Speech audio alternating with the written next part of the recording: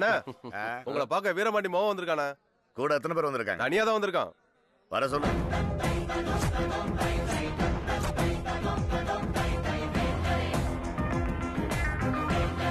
நான் உங்ககிட்ட கொஞ்சம் தனியா பேசணும். நீ என்னடா தனியா பேசுறது? எதுவா இருந்தாலும் இங்கேயே சொல்லு. நான் தனியா வந்திருக்கேன், பயம் இல்லாம.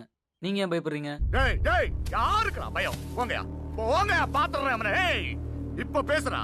பருப்புல வசந்தது முந்திரி, பதவியில வசந்தது மந்திரின்னு சொன்னீங்கல்ல, கேட்கறதுக்கு நல்லா தான் இருந்துச்சு. ஆனா உங்களுக்கு ஒரு விஷயம் தெரியுமா? மளிகை கடை லிஸ்ட்ல கூட தோரம்பருப்பு, உளுத்தம்பருப்பு, பாசிப்பருப்பு, பச்சைப்பருப்பு, கடலைப்பருப்புன்னு எல்லாத்தையும் கிலோ கணக்குல எழுதுவாங்க. ஆனா முந்திரி பருப்பு மட்டும் 50, 100ன்னு கிராம் கணக்குல தான் எழுதுவாங்க. பாயாசத்துல கூட அள்ளி போட மாட்டாங்க, கிள்ளி தான் போடுவாங்க. அது அதிகமா வாங்கினா காசு காலி, அதிகமா சாப்பிட்டா உடம்பு காலி. அதே மாதிரி தான் மந்திரி பதவியும். சின்னத்தை மாத்தி அமுக்கணும்னு வையி, பதவி இல்லாம ரோட்ல நிக்கணும், இல்ல கோர்ட்ல நிக்கணும். இது வரைக்கும் எங்க அப்பாவை பின்னால எதிர்த்து நின்று இருக்காங்களே தவிர முன்னால யாரும் எதிர்த்து நின்னதில்லை. முதல் முறையா ஒருத்தன் எங்க அப்பா முன்னால எதிர்த்து நின்று சவால் விட்டதையும் பார்த்தேன். அவர் தலையை எடுத்துருவான்னு சொன்னதையும் கேட்டேன். கொஞ்சம் வேதனையா இருந்துச்சு. இப்போ சொல்றேன், உனக்கு 30 நாள் டைம் தரேன்.